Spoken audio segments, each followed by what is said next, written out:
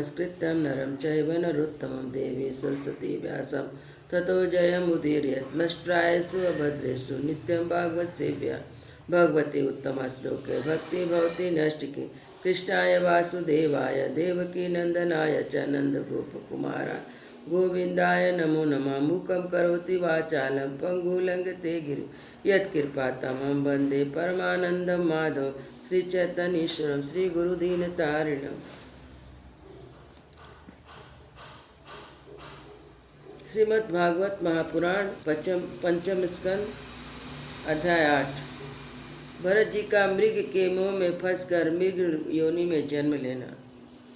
सुखदेव जी महाराज कहते हैं कि एक बार भरत जी गंडकी में स्नान कर नित्य नैमित तथा शौच आदि का आवश्यक त्रुटि से निमित्त और प्रणय का जप करते हुए 3 मुहूर्त तक नदी की धारा के पास बैठे रहे।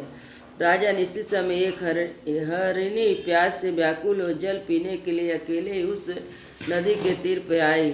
अभी वह जल पी ही रही थी कि उसके पास ही गरजते हुए सिंह की भयंकर दहाड़ सुनाई पड़ी। हरिण जाति तो स्वभाव से ही डरपोक होती, वह पहले से ही चौकन्नी होकर इधर उधर देखती जाती थी। अब जे उसके कानों में भीषण शब्द पड़ा कि सिंह के डर के मारे उसका कलेजा धड़कने लगा और नित कातर हो गए।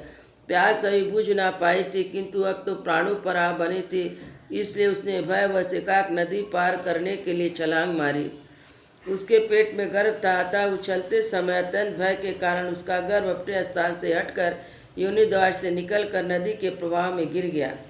वह कृष्ण मृग पत्नी अकस्मात गर्भ के गिर जाने, लंबी छलांग मारने तथा सिंह के डरी होने के कारण बहुत पीड़ित हो गई। अब वह अपने झुंड से भी उसका बिछो हो गया था, इसलिए वह किसी गुफा में जा पड़ी और वहीं मर गई। राजर्षि भरत ने देखा कि बेचारा हरणी का बच्चा अपने बंधुओं से बिछोड़कर नदी के प्रवाह में बह रहा है। इससे उस पर बड़ी दया आई। वे आत्मीय के समान उस मातृहीन बच्चे को अपने आश्रम में ले आए। उस मृग छौने के प्रति भरत जी की ममता उत्तरोत्तर बढ़ती गई। वे नित्य उसे खाने पीने का प्रबंध करते, ब्याग आदि से बचाने का, लाल लड़ाने, पुचकारने से आदि की चिंता में ही डूबे रहने लगे। कुछ दिनों में उनके यम नियम, भगवत पूजा आदि आवश्यक कृत्य एक एक करके छूटने लगे। अंत में सभी छूट गए। ऐसा विचार करने लगे, हो कैसा खेत की बात, इस बेचारे दीन मृग छौने को कालचक्र के वेग ने अपने झुंड, सुहृदय और बंधुओं से दूर करके मेरी शरण में पहुंचा दिया। या मुझे ही अपना माता पिता, भाई बंधु और संगी साथी समझता है। इसे मेरे सिवा किसी का पता नहीं है। मुझे में भी इसका विश्वास बहुत है। मैं भी शरणागत की अपेक्षा करने में जो दोष है उसे जानता हूँ, इसलिए मुझे अब अपने इस आश्रित का सब प्रकार दोष बुद्धि छोड़कर अच्छी तरह से पालन पोषण, प्यार दुलार करना चाहिए। निश्चय शांत स्वभाव, दिनों की रक्षा करने वाले परोपकारी सज्जन ऐसे ही शरणागत की रक्षा के लिए अपने बड़े से बड़े स्वार्थ की भी परवाह नहीं करते। इस प्रकार हरणी के बच्चे में आसक्ति बढ़ जाने से बैठते, सोते, टहलते, भोजन करते समय उसका चित्त उनके मोसने पास में बधा रहता था। अब उसे पुष्प, समिधा, पत्र, फल फूल आदि लाने तो भेड़ियों और कुत्तों के भय से उसे साथ लेकर वन में जाते। मार्ग में जहाँ तहाँ कोमल घास आदि को देखकर मुग्ध भाव से हरिण शावक जाता तो अत्यंत प्रेम से हृदय से दयावश उसे अपने कंधे पर चढ़ा लेते। इस प्रकार कभी गोद में लेकर, कभी छाती से लगाकर उसका दुलार करने में उन्हें बड़ा सुख मिलता था। नित्य नैमित कर्मों को करते समय भी राजेश्वर भरत बीच बीच में उठ कर उस मृग बालक को देखते। जब उस पर उसकी दृष्टि पड़ती तब उनके चित्त को शांति मिलती। उस समय उसके लिए मंगल कामना करते हुए कहने लगते, बेटा तेरा सर्वत कल्याण हो। यदि वह दिखाई ना देता, जिसका धन लूट गया, उसे दिन मनुष्य के समान उनका चित्त अत्यंत उद्विग्न हो जाता। फिर उसे हरणी के बच्चे के विरह से व्याकुल एवं संतप हो करुणावश अत्यंत उत्कंठित एवं मोह विनिष्ठ हो जाते। शोक मग्न होकर इस प्रकार कहने लगते, हो क्या कहा जाए, क्या वह मातृहीन दीन मृगशावक दुष्ट बहलियों की बुद्धि वाले मुझ पुण्यहीन अनार्य का विश्वास करके मुझे अपना मानकर मेरे किए हुए अपराधों को सत्पुरुषों समान भूलकर फिर लौट आएगा। क्या मैं उसे फिर इस आश्रम के उपवन में भगवान की कृपा से सुरक्षित रहकर निर्विघ्न हरी हरी धूप चढ़ते देखूंगा।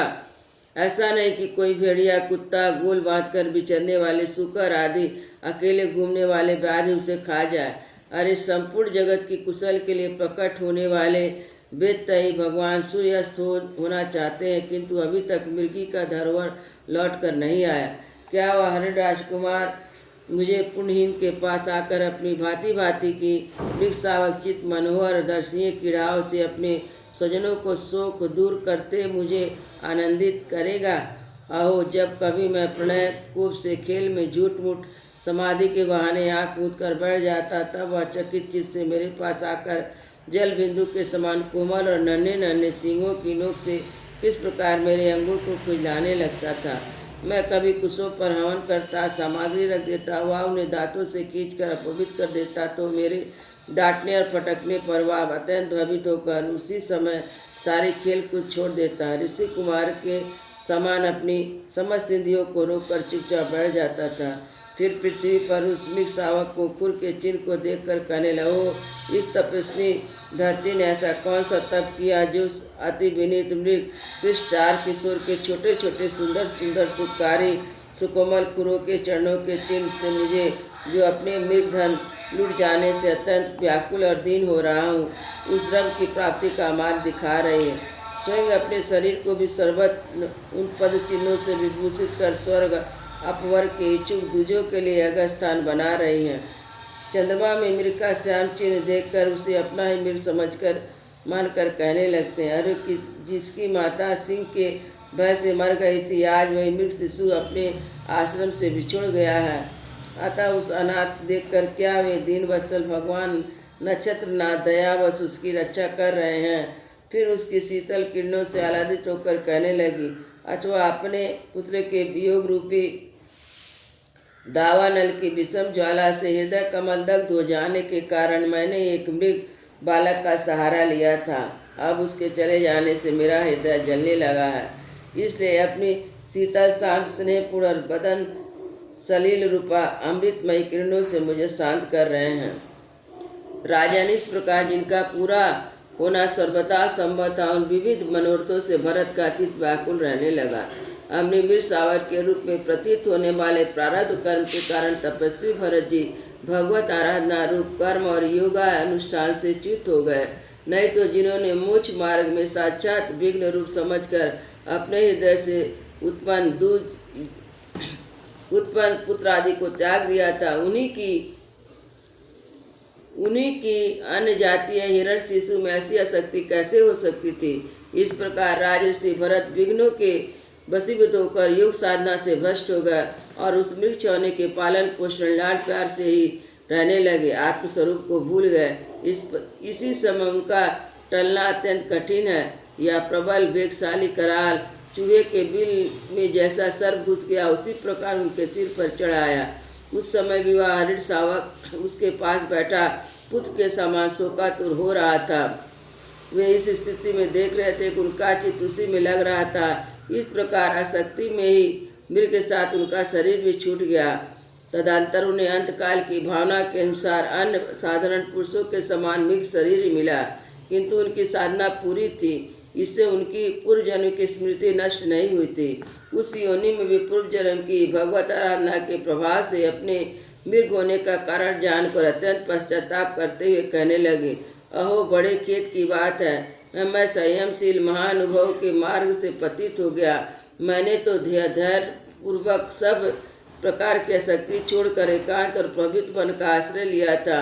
वहाँ रहकर जिस चित्त को मैंने स्वरभूत आत्मा श्री वासुदेव में निरंतर उन्हीं के गुणों का श्रवण मनन संकीर्तन करने तथा प्रत्येक पल उन्हीं की आराधना स्मरण आदि से सफल करके स्थिर भाव से पूर्णतया लगा दिया था, वही अज्ञानी का वही मन अकस्मात एक नन्हे से हरिण पशु के पीछे अपने लक्ष्य से च्युत हो गया। इस प्रकार मृग बने हुए राशि भरत हृदय में जो वैराग भावना जागृत हुई उसे छिपाए रखकर उन्होंने अपनी माता मृगी को त्याग दिया। अपनी जन्मभूमि कांजर पर्वत से भी फिर शांत भाषा से मुनियों के प्रिय उसी साल ग्राम तीर्थ में जो भगवान का क्षेत्र पुलस्य और पुलह ऋषि के आश्रम पर चले आए। वहाँ रहकर वे काल की प्रतीक्षा करने लगे। आसक्ति से उन्हें बड़ा भय लगने लगा। अकेले रहकर सूखे पत्ते, घास और झाड़ियों द्वारा निर्वाह करते हुए मृग योनि की प्राप्ति कराने वाले प्रारब्ध क्षय की बाट देखते रहे। अंत में उन्होंने अपने शरीर का आधा भाग गंडकी के जल में डुबो रख कर मृग शरीर को छोड़ दिया। वृंदावन बिहारी लाल की जय। जय श्री राम लला की जय।